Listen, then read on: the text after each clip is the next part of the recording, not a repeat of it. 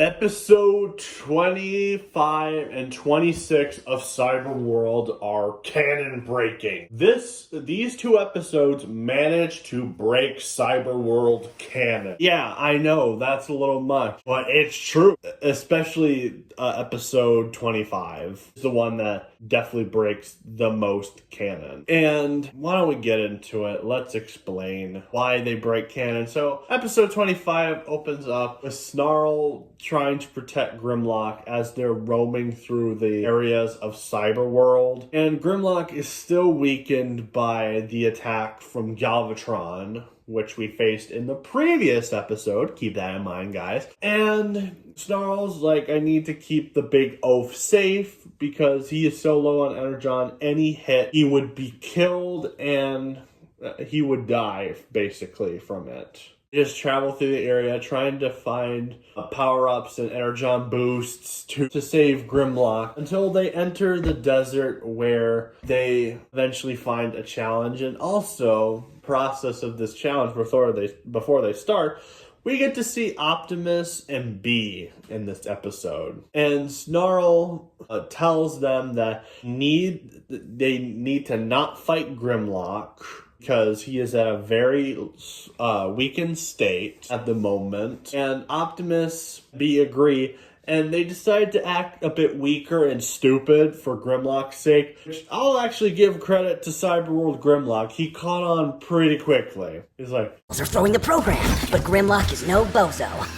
You think me stupid? I know you don't fight Fruity Prime! Who? Us?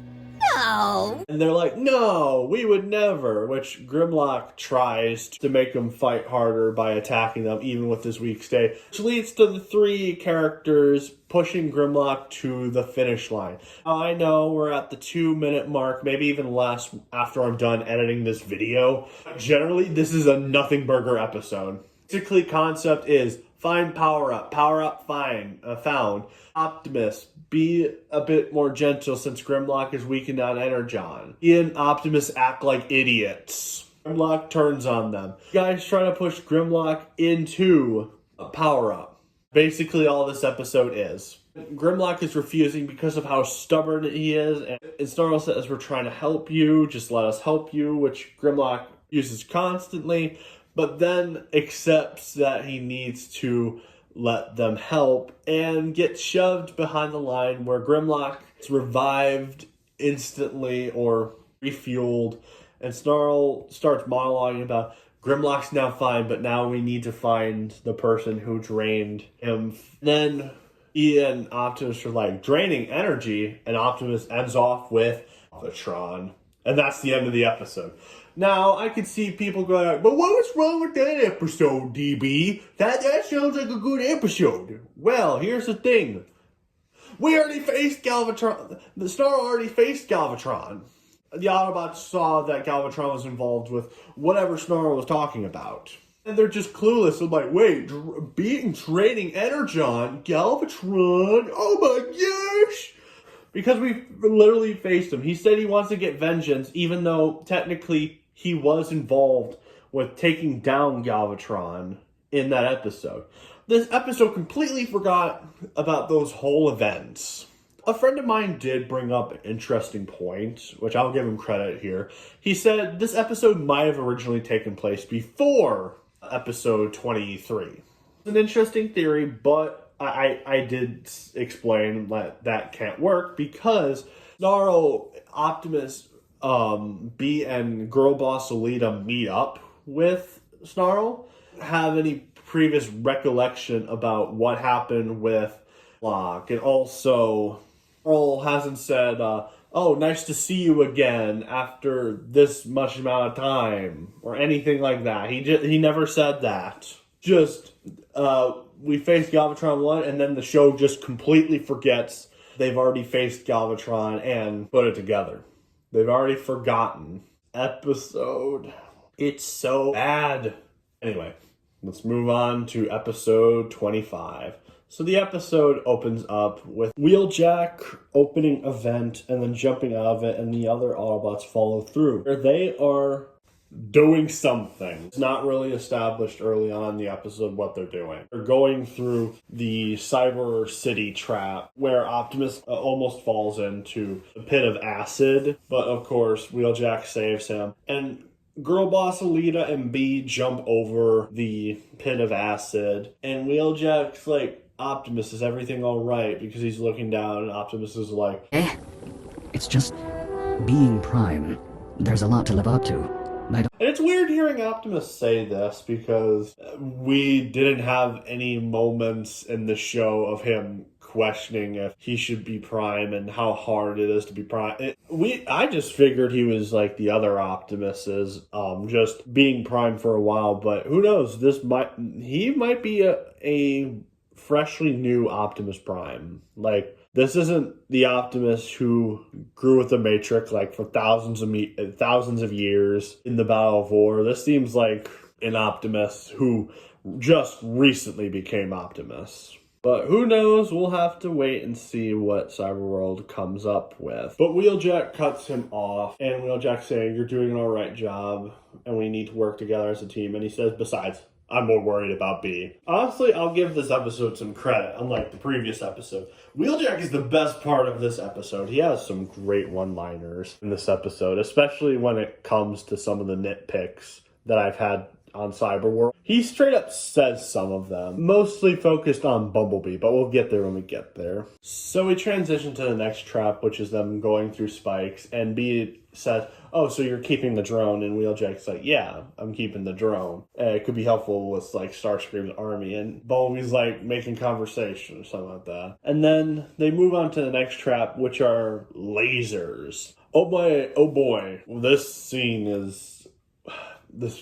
has so many problems. So, first of all, the scene starts off with them seeing the lasers and Wheeljack using the drone to reflect the lasers so then Optimus can get through. But the problem is, none of this drone has parts where it could reflect or deflect the lasers. It's just made out of straight metal. When something deflects a laser, it's usually glass in, like, spy movies and all that, but it's just metal here, and it's so weird that this drone is just deflecting it, even though having no reflective surfaces at all, like a mirror on this drone. It's weird. What was this episode thinking? And also, the laser that it's deflecting is not even helping them out. Like, look at this close scene with Optimus. This is barely an inch, and Optimus still had to maneuver himself.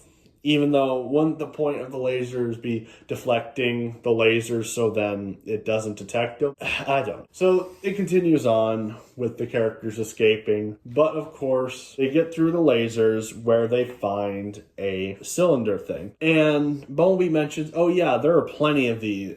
I saw one of these too. And Wheeljack mentions that there's plenty of these things. And B is like, Wheeljack, pass me the device. I think you'll find it's called a special rock. Spring pin, stop messing around. of course, Optimus puts the power-up back in the thing, but of course Wheeljack tries warning him not to do that, and both Wheeljack and Optimus go through Circle PTSD, where we get slightly more details about the flashback. Apparently Wheeljack was there when the event during the events of whatever happened on Cybertron and leading to them getting captured. Apparently, according to a friend as well, there's apparently a nod towards Shockwave, but I did not notice it. Anyway, because of the energy surge from the orb, after placing it back and trying to stop Optimus from doing so, it short-circuits Wheeljack's prosthetic hand, and the prosthetic hand just swats the ball away, and it activates the booby trap. And Wheeljack actually makes a funny joke. I'm like, I thought B was going to be the one to do it. And that was generally funny because usually B does cause all the problems because he is an absolute idiot in this show. And he always gets reverted back when he gets character development. He's just a complete idiot.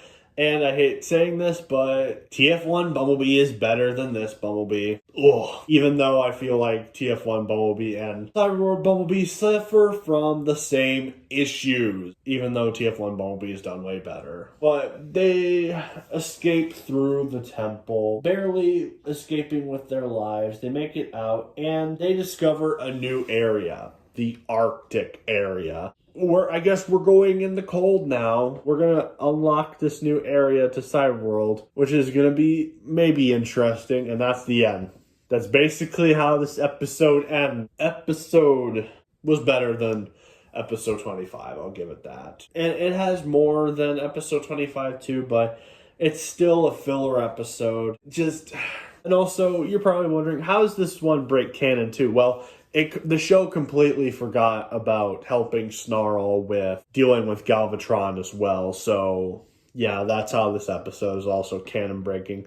I will give credit, though. It did give us some expansion to what's going on, even if it wasn't a lot. I'll take what I get. I'm hoping that they'll keep answering questions and not stop answering questions. I hope they keep answering and don't forget about continuing to answer them, because again, we don't have much left. We're on episode 26.